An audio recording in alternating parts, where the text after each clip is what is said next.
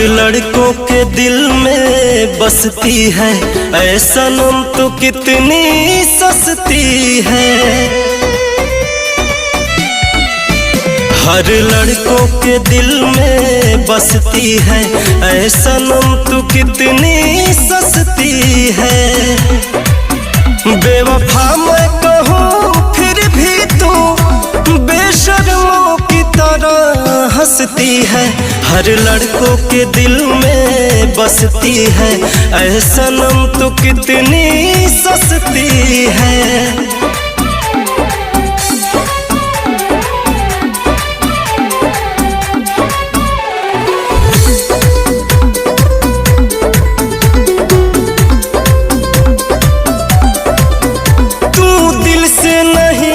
जिस्मों से बस प्यार करती है, चाहत पे नहीं तू तो पैसों पे मरती है।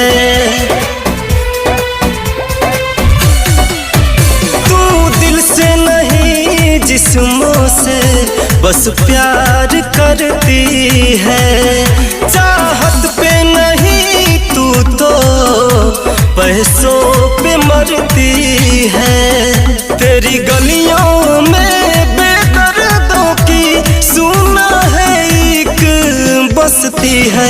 हर लड़कों के दिल में बसती है, ऐ सनम तो कितनी सस्ती है।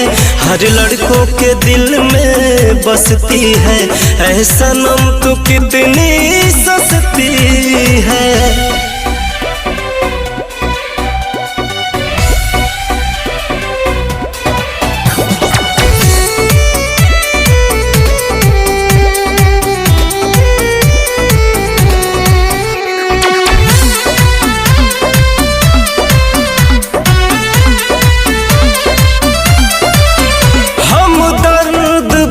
कर तूने मेरे घर को जलाया है, रोएगी तू भी एक दिन जैसे मुझको रुलाया है।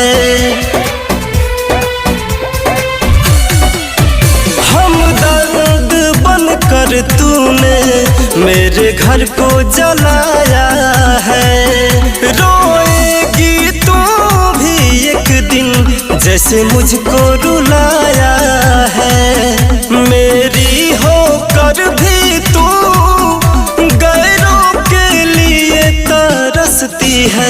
हर लड़कों के दिल में बसती है, ऐ सनम तो कितनी सस्ती है।